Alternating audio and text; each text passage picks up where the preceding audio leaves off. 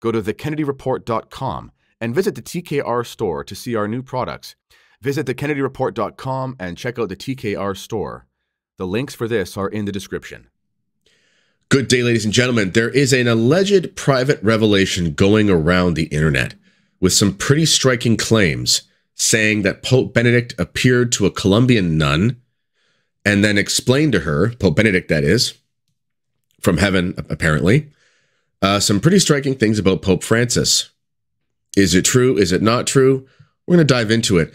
I have seen this shared a lot, so I thought since it's making the rounds, we may as well jump on it and we can get to the bottom of whether or not this thing is true. So this is an alleged apparition that was apparently to a Colombian nun who has remained anonymous. Apparently it happened in February. There's so much to it. It's really, really long, which quite frankly is sort of an alarm bell. I'm not going to go through the first part of it. If I'm being honest, the first part of it is sort of run-of-the-mill. I don't mean that I don't mean to be insulting, but it's sort of run-of-the-mill spiritual niceties, kind of the sort of stuff you'd expect to find if somebody was visited in a heavenly way. So I'm going to get to the part here which I think is pretty juicy. And this is a very telling part, if I'm being honest. Okay, so this is Pope Benedict speaking. And he said, "My life in prison, which had lasted almost 10 years, was coming to an end. God was in a hurry with me. Even if I had wanted to speak clearly, I could not have done it. They wouldn't even have believed me. They would have twisted my words. I had no one around me to trust. It was a very stressful situation, so God enlightened me so that I could somehow communicate through codes and parables, through the books, hoping that at least someone would understand the way I spoke." Quite frankly, this to me seems like complete nonsense. Many people would have believed Pope Benedict. In fact, many people were just waiting for Pope Benedict to just say something that was clear, but he very rarely ever did. Many people were still holding out hope that Pope Benedict was still the Pope because they believed he was sort of the savior of the church. I'm sure they would have really liked Pope Benedict to just say something. Also, it is a little bit dubious that obviously if Pope Benedict is in heaven, according to this apparition, he would be a saint. You know, Christ is very clear that let your yes mean yes and your no mean no. Writing in a sort of secretive way in order to get secret messages out to the public is a little bit strange. I know in certain situations, maybe it's prudent at a time of war and you're communicating. I get that. But as the Pope, just tell the truth. That seems a little bit strange to me. This stuff comes off to me sort of like Pope Benedict fan fiction. I know there are a lot of people who held Pope Benedict in very high esteem, and I'm not here to criticize the Pope. I'm not here to criticize Pope Benedict after he dies. You know, don't speak ill of the dead, so to speak, if you can help it. Nonetheless, there were a lot of people who thought Pope Benedict was like the savior of the church, the last Pope there will ever be. Very eschatological, very end-timesy. Pope Benedict was the restrainer, the catechon. We've heard these terms. And they sort of want to lionize him as this Pope who would save the church and was sort of the hero that was silenced. You know, there are a lot of people who even believe that Pope Benedict was murdered because, of course, 95-year-old men don't die by natural causes very often. You see how strange that is. In any case, let's continue. On the occasion of my 95th birthday, Francis came to visit me, brought a bottle of wine with caramel paste, and asked if he could be alone with me. Maybe caramel paste is some sort of dessert that's common. I don't know. I never thought his cynicism and capacity for evil were so outspoken. Again, I saw his hatred of me, of the church, and above all, of boundless hatred of the Mother of God. I had always considered myself a peaceful and diplomatic person. What could I do? Only suffering in silence, in great solitude. For at the end of my life, I found myself in perfect agreement with the suffering Christ, who had also been abandoned by all divine help. I'm going to pause there. This belief about this requires this belief that Pope Benedict was basically a prisoner of the Vatican. So the last 10 years of Pope Benedict's life, people said a lot of crazy things. I remember maybe 5 or 6 years ago, Pope Benedict was looking pretty unhealthy. He was looking pretty gaunt. He was looking pretty, his eyes were glassy and stuff. And everyone was convinced, not everyone, many people were convinced that Pope Benedict had been drugged. They were convinced that there's no way that the Pope would act like this. There's no way he would really resign. He must have been threatened or drugged, etc., etc., etc. A couple things we need to say here. We need to take a little bit of a red pill on Pope Benedict. Pope Benedict was very much a theological liberal and one of the greatest proponents of the Second Vatican Council. And yes, it seems like later in life he realized there were lots of errors that were sort of promulgated as a result of the spirit of the council. But nonetheless, he was not this impeccable hero and heroic theologian of the church, like the way some people want him to be portrayed as. He had many faults, as I do, and we all have faults. We're just commenting on a public thing here. But he resigned. He just resigned because he resigned. I mean, it was astonishing. It was shocking. But he just simply resigned.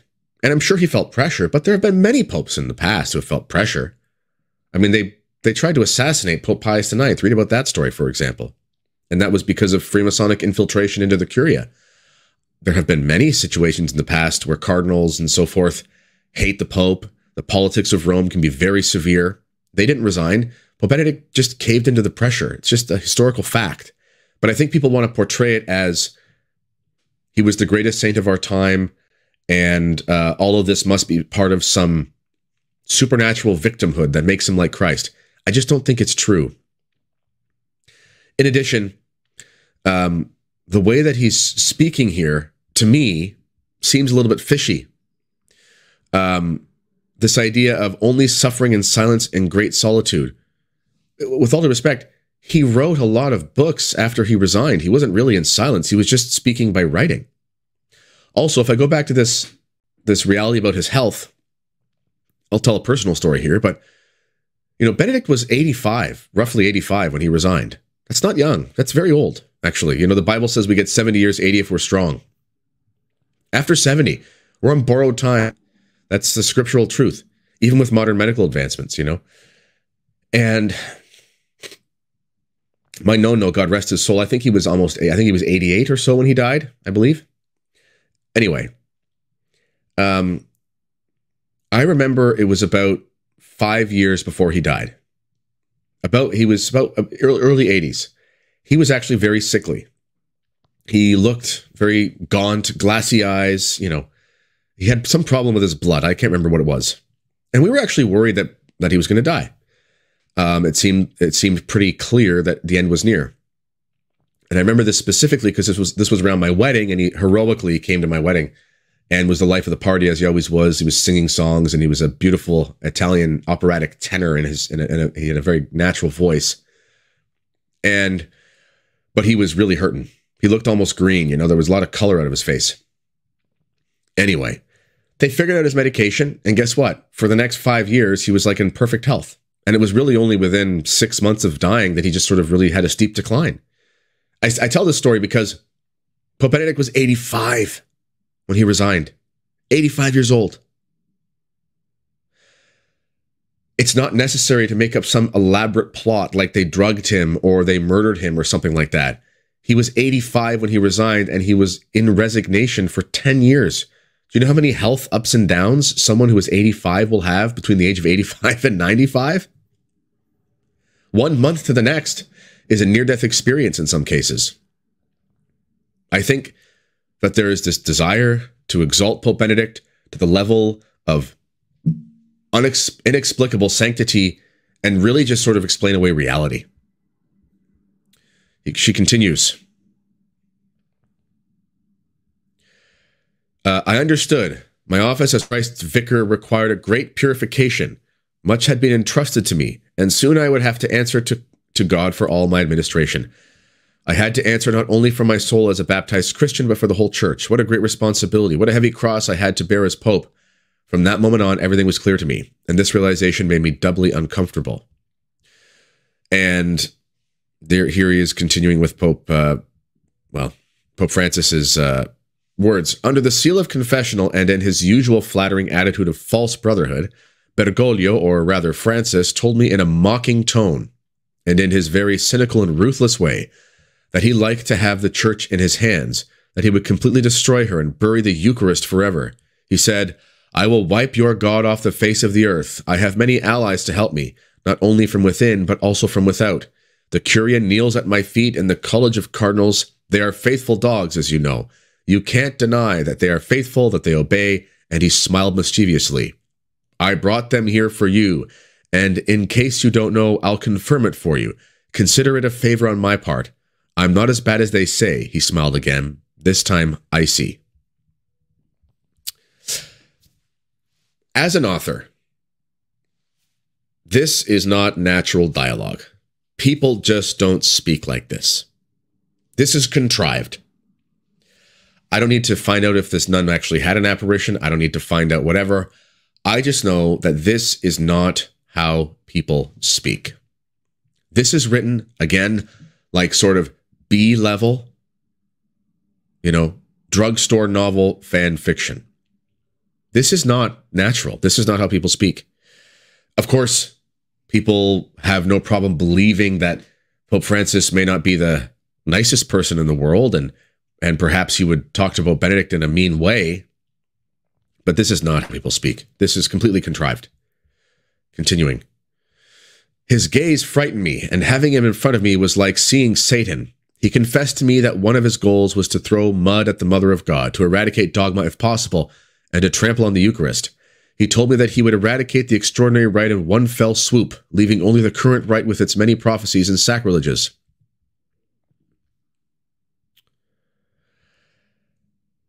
This is a problem because there are other rites of the church as well. There are a dozen, whatever the number is, 20 different liturgies that are not Latin rites.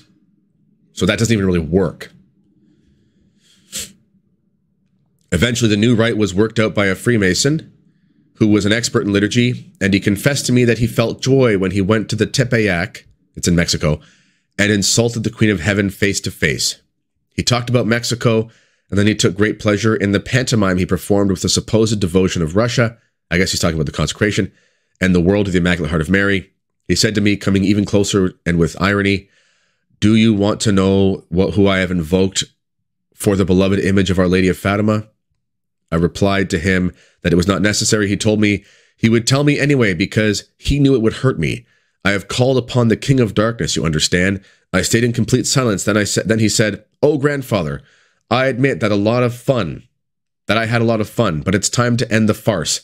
The Catholics are ignorant and mindless, and it is good that they should continue like this, obedient and submissive to everything that is said to them." And he smiled again.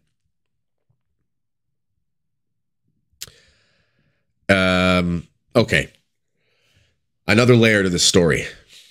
Apparently, Pope Francis told Pope Benedict that he didn't actually consecrate the world and Russia to the Immaculate Heart of Mary, which, whether you believe it was done the way Our Lady of Fatima asked, objectively speaking, he did perform a consecration of Russia, Ukraine, and the world to the Immaculate Heart of Mary. Those words were said by the Pope, and it was done. Whether you think it was the right one or not is not the point. It's a historical fact that something like that did take place. So what he's alleging here is that interiorly, when Pope Francis said the words of consecrating Russia and the world to the Immaculate Heart of Mary, what he's really saying is that he consecrated the world to Satan. There are massive problems here with how we understand sacramental theology. I'll explain what I mean. It is not debatable when we look in the great spiritual authors or great theological authors. Even if a priest was to go to say Mass, and inside, while he was saying, "This is my body," he was muttering in his own mind, "This is not my body," or something like that.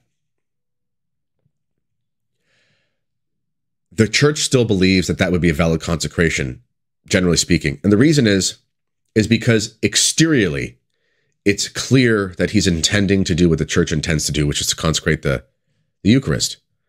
Also,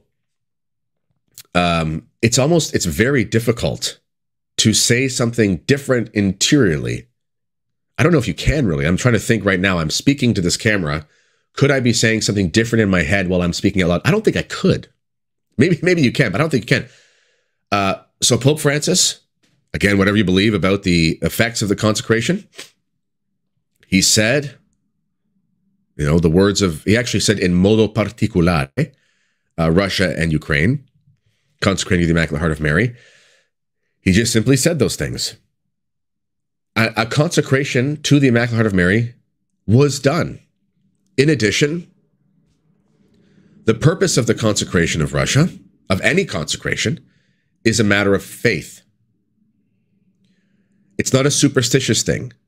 It's not a matter of, it's not a magic trick. It's a matter of faith. So it's not a sacrament, it's a sacramental. So for example, I have this, a scapular underneath my shirt here. Some people, for example, will not take their scapulars off when they go in the shower in case they slip and, they slip and they break their neck and die. That's superstitious. Now, I'm not saying that somebody decides to not take it off, this isn't manifesting their great devotion to Our Lady. That could be, but I'm just saying it's not a talisman. It's a matter of faith.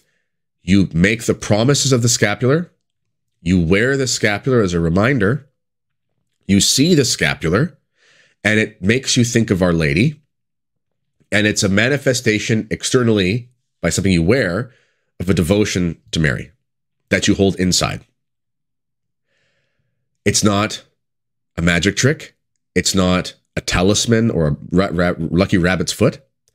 It is a sacramental. I'm sure the thing itself, like all blessed objects, could have some sort of, spiritual power. If you were to throw a blessed scapular in front of a Satanist or something, maybe they would start to, steam would come out of their ears. I don't know. But it's not something that is just simply, again, like, some sort of magical element or something like that.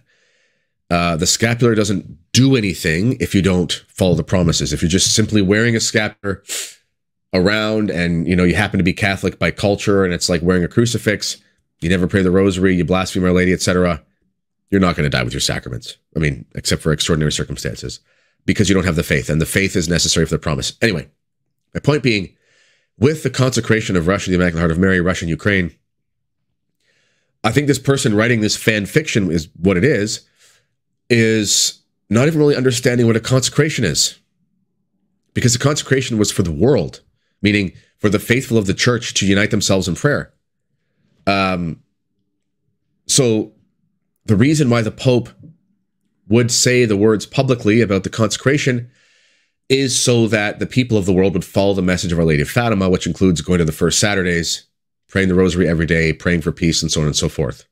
Which, by the actions of the Pope, they would do, because how would they know he was, saying inside that it was the kingdom of darkness or whatever. So many, many problems there. Apparently then he goes on to say, I said to myself, he is the destroyer of the church, and it is clear that he was under the influence of Satan. Then my thoughts flew to Fatima and tears came to my eyes. I was sure that my days were numbered and that the curtain of my life would fall soon. And here is the part where we're going to get into this narrative that Pope Benedict was murdered. Which I think is crazy because, again, he was 95 years old. Anyway. The person responsible for shortening those days was my jailer, my seemingly loyal secretary, Gansfine. This task had been entrusted to him, and he had to fulfill it without leaving the slightest suspicion of murder. The day before my death, my secretary received a phone call. It was Francis, and he said this phrase, "It's time." Okay. And he hung up, and I heard it because he was near me, and he thought I was asleep. Okay.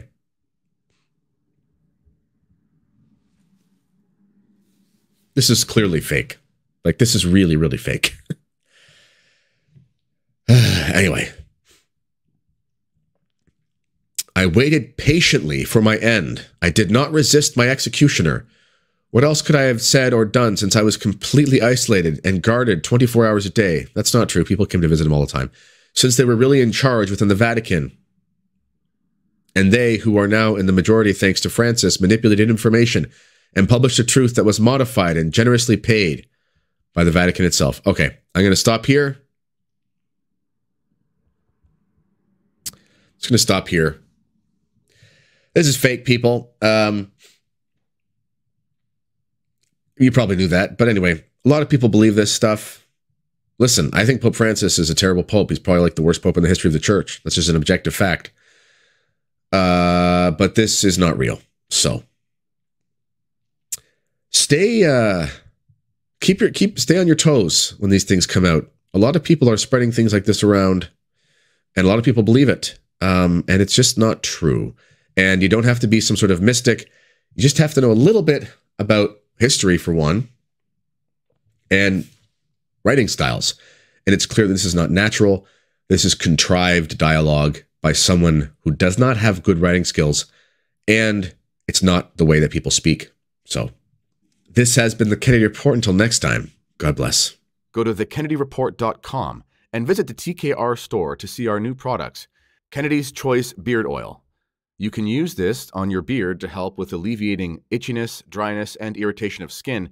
And don't worry, no animals were used in testing this product except for myself. Use Kennedy's Choice Beard Balm for a softer, healthier, manageable beard that is made with natural ingredients. And trust me, I know a thing or two about beards. Visit thekennedyreport.com and check out the TKR store. The links for this are in the description.